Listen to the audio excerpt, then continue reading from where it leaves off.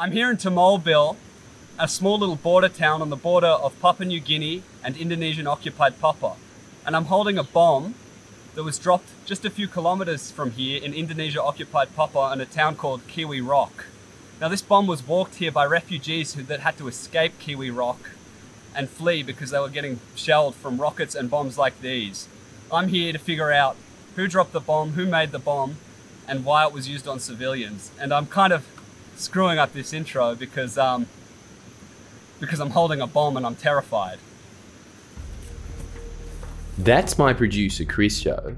And no, I didn't send him to track down the bomb used on my house. He's on the island of New Guinea, not even 100 miles north of Australia. Yet, an island that's hosted a 60-year guerrilla war with opposing forces so disparate that whilst one side uses an array of armaments that have included illegal chemical weapons, rockets, sniper rifles, mortar bombs, the other side has been forced to defend themselves, sometimes only using bows and arrows. It's a war that few in the West have ever heard of, and it's likely that the few that do pay attention to it only do so because it's inconvenienced their profiteering in the region. Indonesia's occupation of West Papua.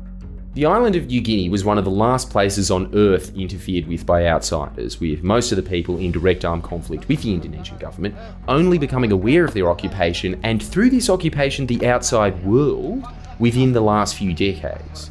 How this occupation came to be and why it's tolerated by virtually every government on Earth is probably one of the worst stories of Cold War realpolitik expedience and betrayal of the 20th century. In 1828, the Dutch claimed the western half of the island of New Guinea, and it eventually became part of the Dutch East Indies, whilst the eastern half of the island was tossed between various colonial powers. In the 1940s, after a bloody war, Indonesia gained independence from the Dutch, yet the Dutch were still claiming the western half of the island of New Guinea. This was quite a point of contention, as recently unshackled from their colonial masters, Indonesia had their own expansionist ambitions, yet the Dutch were feigning concern for the indigenous Papuans on the island as a way of continuing their claim over the territory, a territory whose riches foreign forces were becoming increasingly aware of. This all came to a head when Indonesia, growing increasingly frustrated with the failures of a decade of diplomatic efforts in seizing West Papua, in the early 1960s began military incursions onto the island, preparing for a large-scale conflict to seize the territory from the Dutch. As this is happening, the Kennedy administration is growing increasingly concerned about Indonesian President Sukarno's ties with the Soviet Union and the prospect of a war between the Netherlands and Indonesia, which would serve to strengthen anti-Western forces within Indonesian politics. So the US forces the Dutch and Indonesians to the negotiation table, where they carve out what came to be known as the New York Agreement in 1962, basically an agreement that gave Indonesia West Papua, with the US government itself describing it as an almost total victory for Indonesia. It's also worth mentioning that one of Kennedy's de facto advisors, the man who gave Kennedy advice on admin picks, was Robert Lovett, a board member and on and off director of Freeport. That's a mining company, the significance of which will become very apparent very soon. The New York Agreement stipulated that the UN would administer West Papua for a few years, then Indonesia, then an Act of Free Choice to be held before 1969, which was meant to be a vote on Papuan independence. What this act of free choice actually came to be was Indonesia rounding up around 1,000 West Papuans, handpicked by the military, and under the threat of violence asking them, do you want West Papua to be independent or part of Indonesia? Also answer out loud. Also, we'd prefer if you read from this script. And that's how Indonesia, the largest Muslim country in the world, took control of West Papua, a Melanesian, predominantly Christian, and before that, animist region. You honestly couldn't find two more different cultures. This occupation has not been without resistance. The OPM, Organisasi Papua Merdeka, or Free Papua Movement, formed and has been fighting off Indonesian occupation since the beginning. It's not an even fight. As coming from traditional tribal societies, the OPM had to begin fighting one of the largest militaries in the world with poison arrows and spears. To even manage to survive this long is a testament to the skill of OPM fighters. In retaliation for suspected OPM movement, the Indonesian government will resort to widespread and indiscriminate attacks against entire villages. Just one particularly bloody example, in 1977 and 78, the Indonesian army conducted a massive bombing campaign over villages in the Balium Valley suspected of being sympathetic to the OPM, with the Asia Human Rights Commission estimating that at least 4,000 died, but that number's probably a lot higher. The report also found that they died not just from bombings, but also killed in live burials, locked in barrels filled with water, and other means that are too brutal to describe here. This massacre was carried out with Western backing, with Indonesia using Australian and American aircraft, and this is a pattern that you will see over and over again. Western governments and corporations not only giving tacit approval for Indonesia to carry out its atrocities against Papuans, but handing them the very guns they use to indiscriminately kill civilians. And in what is probably not a coincidence, Western companies have had the privilege of plundering the great natural resources on the island for the entirety of Indonesia's occupation, including but not limited to the Grasberg mine, the largest gold and copper mine in the world, run by Freeport, the company I mentioned earlier.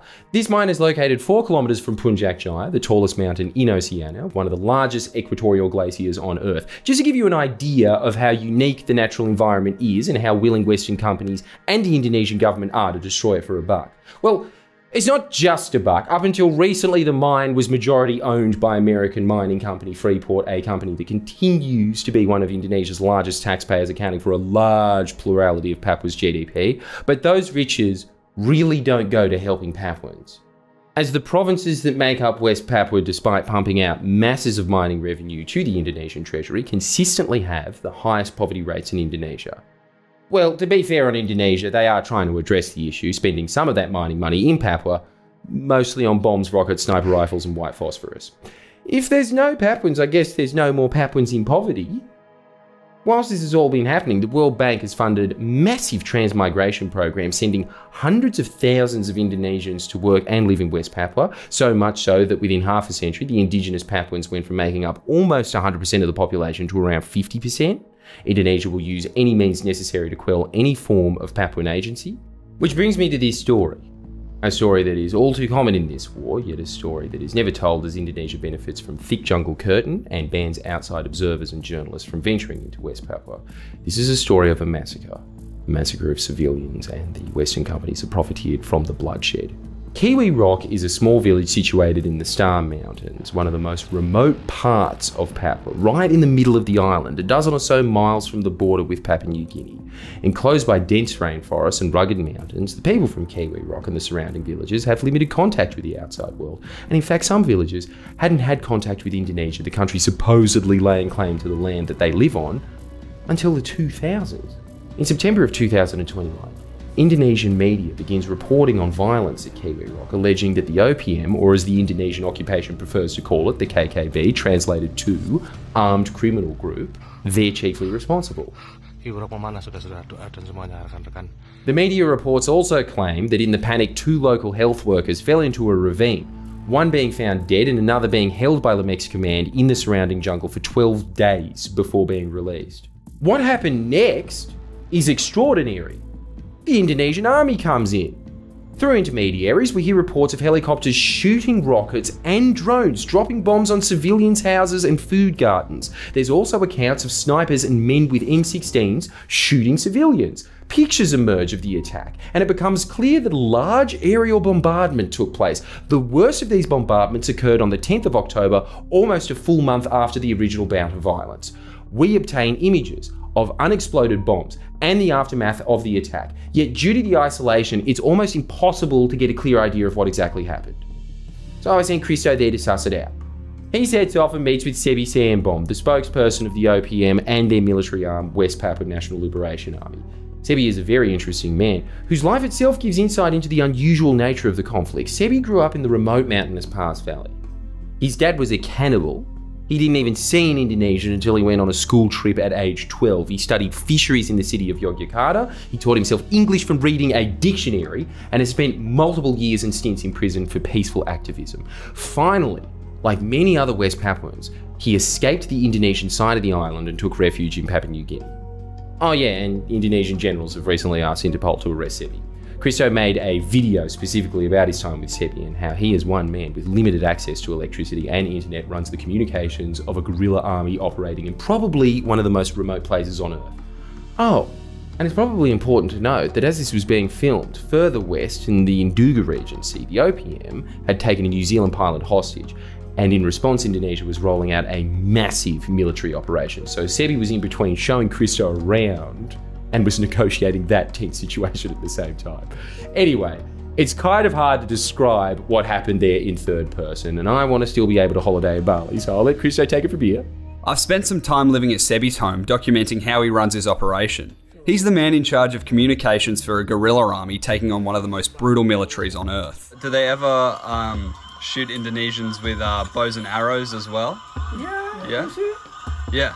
And do they work? They're afraid. Sebi has a rather large collection of photos showing casualties, weapons, ruins, and general atrocities. But he's most interested in showing me this.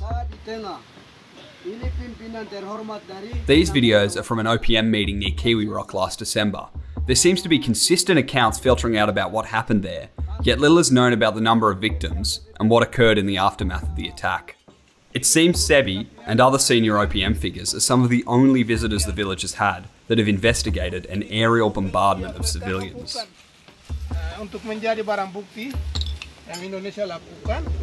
Sebi agrees to take me as close to Kiwi Rock as possible, which due to the remoteness involves a perilous bus trip. Well, maybe just for me.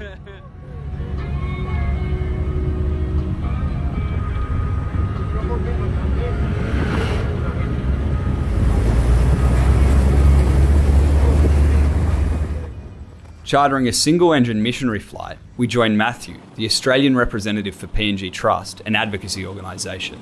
The mountains we're flying over are some of the last frontiers for industrial society's advancing march.